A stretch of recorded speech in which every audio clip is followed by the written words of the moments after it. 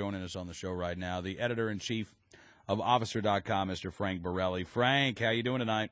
I am well, Cam. How are you? I am fantastic. Glad you could come on the program this evening. It's always a pleasure. Puts a smile on my face. Well, yeah, I got to tell you, this story actually kind of put a bit of a smile on my face. The International Association of Chiefs of Police holding its annual conference. Now, this is an organization that gets hundreds of thousands of dollars in funding from the Anti-Gun Joyce Foundation. They've been very involved in the past with Mayors Against Illegal Guns. Scott Knight, who is the police chief in Chaska, Minnesota, kind of did some work with Mayors Against Illegal Guns. At the same time, he was involved with one of the committees of IACP. So they've been involved in the gun control debate for a number of years here. But yesterday they announced this new initiative. I guess 2 days ago they announced this new initiative. They say organized by 10 national law enforcement leadership organizations to focus on effective strategies to address gun violence. And, Frank, this was the most politically correct press release I've ever read, because you have 10 organizations, and somebody from each organization had to make some sort of statement. So you had 10 different quotes, none of which actually said much of anything at all. Law enforcement understands and embraces our central role in combating illegal firearms and gun violence. That's from Chief Michael Carroll, president of the IACP. Here's one from Assistant City Manager Patrick Melvin, president of the National Organization of Black Law Enforcement Executives. It's troubling that even with the homicide rate declining, we are seeing a higher percentage of crime committed using firearms. We need to use the amplified voice of this partnership to bring attention back to the basic problem of too many guns in the wrong hands. Frank, new organization, same old message. But they're being careful about it. I have to take some understand that I was actually down there. I mean, as the editor for Officer.com, this IACP conference is one of our big events every year. We have our Innovation Awards where we recognize industry leaders and new things that they're doing. And I'm there to see all of the different vendors. I'm pleased to see that the message at least is, I don't want to say it's being politically correct, at least that they've learned their lesson, at least that this organization isn't stepping up and saying, well, we have to do something about guns, period. They're saying, guns in the wrong hands are a bad thing. You and I would agree with that. Hey, criminals having guns is a bad thing. That they want to find a way to coordinate new strategies to reduce gun violence is a good thing. I think you and I would agree with that. Less gun violence is a great thing. I think that they're being very careful, and I'm pleased to see that. Now, do I think that there's probably something that's not really being told and there's a message that's being hidden and they're tiptoeing around on eggshells? Oh, yeah, I don't doubt that for a moment, but that's the difference between some of the chiefs of police that are purely politicians and playing that game and the ones who I think have their heart in the right place and are more about peacekeeping than policing a populace, and there's a distinct difference. No, there is a difference, and you may be right. I know with Mayors Against Illegal Guns, I know that there were mayors, for instance, who joined. They didn't know a lot about the group. They didn't do their due diligence. They got a letter from Mayor Bloomberg saying, hey, will you be a part of this organization? And they thought, wow, the mayor of New York City wants me to be involved with this initiative, and sounds like a great thing, and there's nothing really objectionable in the statement of principles, and so they join, and then all of a sudden their name shows up in a full-page ad on USA Today advocating for more gun control laws, and that's when those mayors say, oh, I didn't realize I was a part of this, and they dropped out. Right. Look, maybe some of these agencies that are involved in this don't know about the funding that the Joyce Foundation has provided the IACP for gun control efforts. Maybe they really believe that when, an organization is talking about best practices and innovation and coming up with, new ideas, that maybe they think that they're serious. But I'm telling you, Frank, I think what's going to come out of this are the same tired recommendations that we're seeing from people like Mayor Bloomberg. They're going to be calls for things like microstamping, going to be calls for things like one gun a month laws, going to be calls for, safe storage laws and things of that nature. And, Cam, that may well be. And that'll distress me just as it has in the past and will in the future. But being there, and I was standing at a gun manufacturer's booth at the conference and had opportunity to talk to a chief of police from Florida, and his outlook was, if IACP was really against, and don't get me wrong, I'm not being a proponent of the organization, but if IACP was really against guns, would they even have the manufacturers there at their conference? Does it boil down to dollars and cents? Do some of these chiefs even pay attention to gun control or care about it? The ones who make it their pet peeves, you have proponents and opponents of it, and they both are equally strong in their voice. I think it's shameful that they take their money from people who are gun control proponents, like the Joyce Foundation, but ultimately every organization needs dollars, and that's where they get some of theirs. Hopefully it doesn't impact the policies that they come out with, but past proven performance would probably show me to be a little naive in that hope. Well, last year, for instance, they received $250,000 to, quote, continue implementation efforts and around the recommendations contained in the report of the Great Lakes State Summit on Gun Violence. Now, would you care to take a guess, Frank, as to what those recommendations may have been? Did you just quote them a few minutes ago? Pretty much. It is sad, Cam. I can't deny that, especially as a pro Second Amendment guy that I am. I hate to see people keep beating the same dead horse into the ground, especially now in light of the fact all the new data is showing that less gun control means less crime, and the translation is clearly shown. I wonder where that logic disassociation occurs in some organizations. But I can't, especially in the position that I'm in the business that supporting the industry as much as we try to at Officer.com, mm-hmm. I just can't allow myself to believe that we're fighting that ugly of an uphill battle with an organization like that. I've got to believe that the majority of them have their heart in the right place, but they're the quiet majority, just like so many voters are in the United States today, the silent majority. And hopefully, when we need them, they'll open their mouth and be loud and proud.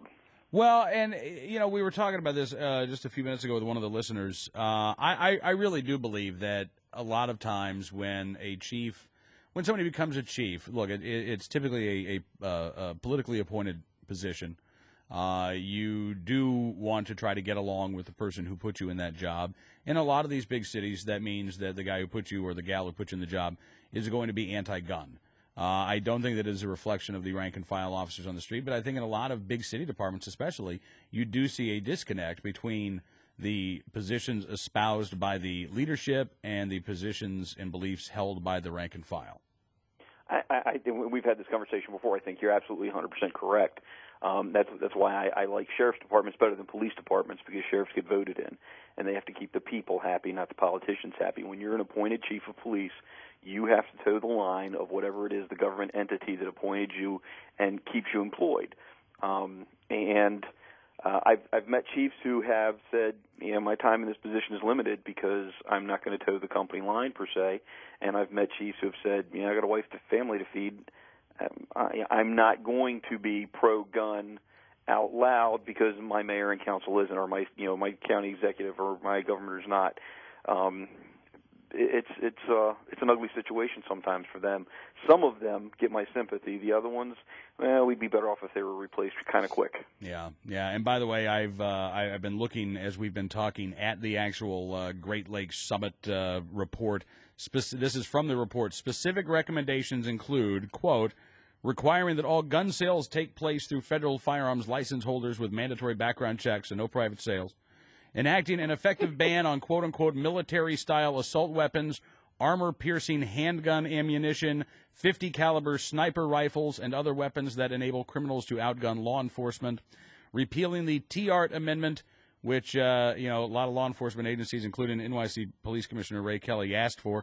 They say it hinders investigation of illegal gun trafficking.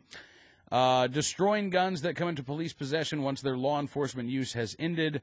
Mandating safe storage of firearms by private citizens, mandating reporting of lost and stolen firearms.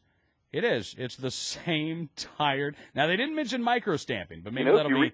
If you read that stuff the right way, Cam, it's all about education, not legislation, and they show off their ignorance of what is deadly and what isn't deadly, and what's justified and not in their gun control attempts. Now, when you say education, not legislation, what do you mean by that? Well, when you look at mandating safe storage of firearms in a home, we can try to legislate those details into the ground. And I've said this before: you can legislate legal and illegal. You can't legislate right and wrong. The government shouldn't be able to tell me how I store my gun in my home. However, if there's an education process whereby I learn the risks and proper risk management, and I've been taught how to store that gun safely while maintaining the necessary access for protection of my home, that's education. That's not legislation. Now, why don't we just focus on the one? I really believe this, and I've upset some pro-gun folks with this in the past, but I really think that if you're a citizen who, I think every adult citizen, non-criminal, not mentally deranged, should own a firearm. I think it would be fantastic, but I think that they should have a certain education requirement, the completion of which certifies them to carry that firearm, concealed or otherwise, in their home, in public, ad infinitum. I mean, I just would like to see, here in Maryland, you got to take a 2-hour gun class to even buy a handgun, but then you can take it and you store it in your home, you do what you want with it. They tell you all the restrictions. You don't really have to get qualified with it. You don't have to prove basic marksmanship. You don't have to prove handling. You don't have to understand, use of force laws, nothing. And it just seems to me that our education requirements are so minimal, it's frustrating to me. Well, see, here's though, Frank, where I am gonna disagree with you, because it's not like we require people to take a course before they check a book out of the library for the first time. You don't go sit in a classroom before you go vote. Our rights are not contingent on the government setting these, educational standards. And when we meet the educational standards that have been set for us by the government, then we can exercise our constitutional right. The fact is, we've got right to carry courses around the country that are backlogged, 3 to 6 months right now. People are signing up for training. Most people who are buying guns right now, they want to get that training. They want to get that classroom experience. But again, it's something that they want to do. It's education, not legislation. And please, I agree with you 100%. Maybe I misspoke or didn't clearly articulate what I was trying to say. It bothers me that we see this legislation for these requirements of how people handle their guns in their homes. Okay. What I think we would be better off doing would be devoting some of those government dollars to supporting an educational process whereby we increase the knowledge of firearms, proper handling, proper storage, proper transport, proper use of force, so on and so forth. I did not mean to say that we have to have a government, or I'd be in favor of a government mandate for a minimum training period of blah, blah, blah. Certainly, I train people and I get paid to do that. So if they want to, I'll make plenty of money off that if the government ever gets, and I hate to say this, if they ever even get that enlightened, rather than trying to restrict guns, educate people about guns. But you're absolutely right. We should not have that educational requirement to exercise a right. But I do agree with you, Frank, and I think, frankly, that's what and it's a pipe dream at this point, but that's what I'd love to see in places like Washington, D.C., places like Chicago, New York City. You've got this complete ignorance of gun ownership. And it's seen as a bad thing. There is no culture of responsible gun ownership. The people who, Chicagoans or New Yorkers or Washingtonians run into who have guns, they're the bad guys in those cities. We do need to foster a culture of responsible gun ownership. And that, again, I think that has to come from education. That can't come by legislation. And until further notice, when the government's going to help us with that, it starts in everybody's home and with everybody's friends and family, and we keep building that from the grassroots up, which is what the NRA does. Absolutely. Well, Frank, again, I appreciate you coming on the program, sir, and keep an eye on this organization for us, will you? I'll do my best, Cam. If you think that they need checking up on, give me a shout. All right. Frank Borelli, editor-in-chief of Officer.com, joining us here on the program.